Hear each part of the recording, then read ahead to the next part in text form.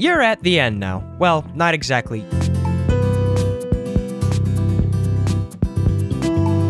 So you've got your 50 bees, you've got the Supreme Star Amulet, you've thought about what hive you want to be, and you've really taken the time to sort of think things through and ensure you have just about everything ready. Like your planters, you've got the hang of everything, you know how to boost, and if you don't, I have a video on that, go ahead and check it out. But since you're new to it, you're gonna want some like just little nuggets, tidbits of advice, and I have 5 for you. So as a thank you, I'd really appreciate it if you liked this video and subscribed. It's a lot more helpful than most people think it is. Anyways, let's get into it. Number 1, focus on maximizing your hive. Now, what on earth does that mean? Every hive color tends to have a what we call like optimal hive composition, which is the correct type of bees, the correct amount of bees for your, goal. Maybe you're going for honey, maybe you're going for attack, stuff like that, But since you're now at Endgame, I think we all know exactly what you want. You want that glorious honey. Hive composition is incredibly important. And now I know you have a lot of bees and you're like, hey, I'm just gonna go ahead and throw in like an extra tadpole bee, buoyant bee, the vicious bee, even though it's not actually in the composition like the list of bees you need. I'm here to tell you, don't do that. You're gonna hinder your honey a lot. Really, every single bee fights for its life to be included, especially these days where everybody's very mathematical with the abilities, with the timing, with the boosts and amulets. It's all just very precise and down to the literal bee. So the 3 main hive compositions there are right now are considered blue hive, red hive, and white hive. Now, I'm not going to tell you all you need to know about each hive composition, but I'm going to give you a general overview of what those hives would look like. A white hive would look sort of something like mine. Mine's not exactly the most up-to-date white hive because it's been a very long time since I've boosted, just been macroing pretty much for the whole year.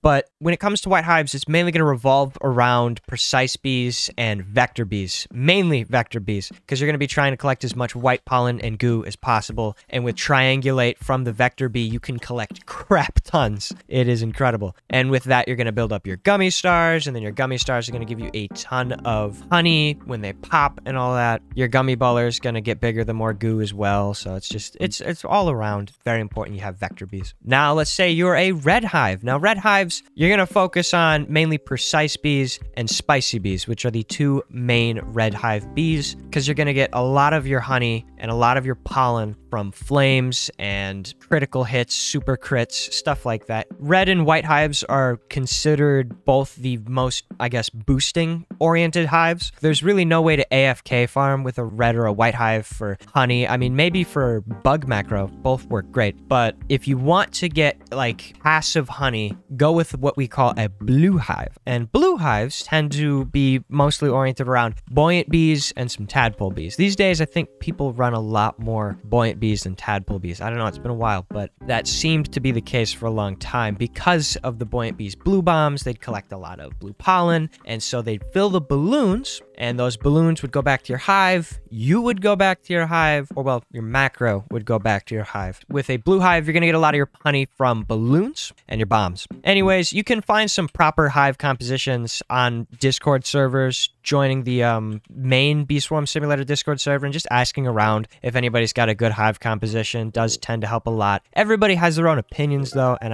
I suggest everybody stays respectful because things can get hairy very fast when it comes to people and their hive compositions. Oh man. Anyways, moving on to my next tip, grind out amulets. That sounds pretty straightforward, right? Sort of. A lot of it is just really tedious work. Like, see what I'm doing here in the ant challenge right now? You just have to get a good score every single time in the ant challenge until you get amulets that align with your hive color. Really, you want all of your amulets to just boost your hive color. That's it. Like if you have a red hive on your ant amulet, you're going to want like pollen or red pollen or even both. White pollen maybe. But anyways, for like a white hive, you're going to want to focus on maximizing that pollen on the ant amulet. You're going to want to maximize the white pollen. Things like that. And like on your stick bug amulet, you're going to want honey from tokens if you're going to go white hive. And same with blue hive. You're going to want like your cog amulet to have like bubble pollen or bomb pollen, blue pollen, white pollen, stuff like that. When I say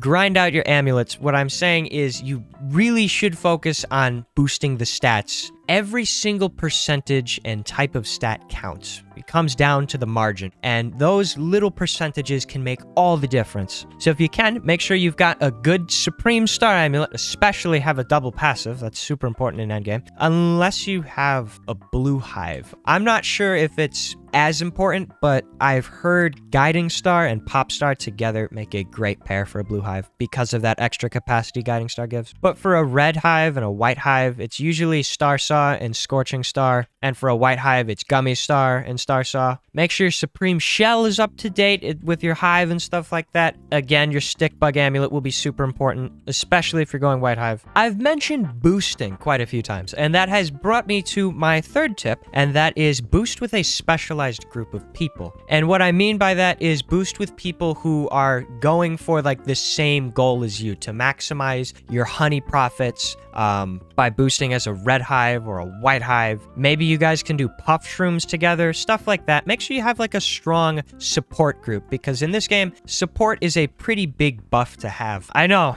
as gamers, making friends, the thing we're the best at, but you know, I mean, there's always friends out there. You just gotta go out, greet people, say hi, be friendly, and just be nice, and the friends will come to you. Also, I was joking about the gaming part, gamers not being good at making friends. That was a joke. I guess I'm gonna change the wording of the tip. It's not exactly just boost with a specialized group, it's play with a specialized group. Like, have a very focused group on one specific thing at a time, or maybe a few different things. It depends on how big those things are. Puff shrooms, you have to be focused the whole time. And don't worry, you don't always have to be locked in when you're playing B-game. You don't always have to be just dead focused on the game. There are, you know, you have a life. You want to go do other things. And this brings me to my fourth tip, and that is macro. I know. Macroing. There's a big sort of controversy around it. People are like, it's stupid. I know, it's kind of cheeky, but everyone on the leaderboard, well, almost everybody, I'm not gonna speak for other people, but almost everybody on the leaderboard macros, almost every good player you see macros, I macro myself, and the rewards you yield from just doing that for like a few hours, like leaving your computer on, letting it macro for a few hours, if you can, don't burn out your hardware, but if you can, if this is available, macro, you can yield some pretty incredible rewards. Like, I haven't played or touched B-game in months, and I have 20,568 stingers. And now, as a white hive, I burn through stingers fast because of my, well, Star Saw. Same goes for things like a red hive, too. I've got tons of tickets, my gumdrops never really dip below like 30,000. Like, yeah, you just get a crap ton of materials and just useful items. And sometimes you can get some really crazy rare stuff overnight. But I got like 3 festive beans. I've gotten plenty of star treats. Both of these star treats, I didn't buy them. They just appeared out of nowhere. Sometimes you don't even know what you got them from when you macro. But they're there. And I'm not complaining. It's great. You can get eggs. I've gotten mythic eggs. I've gotten diamond eggs. It's incredible. That, and it keeps your nectars up. When it comes to this game, nectars are a huge part. They provide you with some of the best buffs you can get. Really, nectars have become a necessity. If you're looking for a good macro, I suggest Natro Macro. I have a video on how to use it. If you want to check that out after this one, go ahead. They've got a really great community on that server, the Natro server. People are super nice, super respectful, and it's just overall a pretty welcoming community. Speaking of community, tip number 5, stay close with the community, yet second guess some things. And what I mean by that is you're gonna want to stay, I guess, sort of a part of the whole B-game community quite often. Not engrossed in it. Like, don't live for Bee Swarm Simulator, but I mean, like, just have like a foot in it, you know? Like, have some connections, some people who will be like, hey man, there's been this new meta that's been found, stuff like that. It's always good to have those friends who will look out for you and let you know that there's been some big new change, and they'll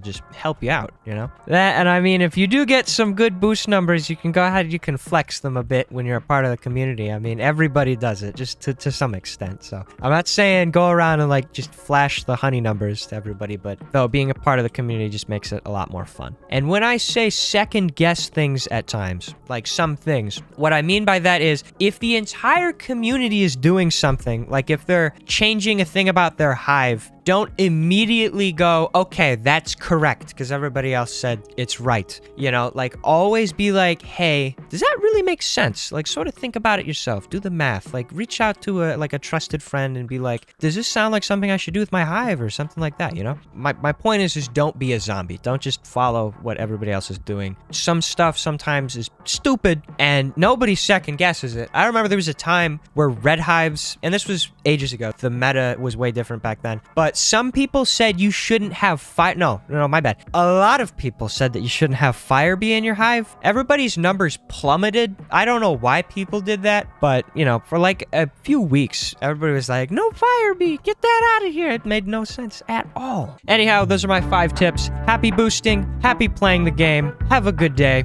and if you can, subscribe and like this video. I'll see you all in the next one. Goodbye!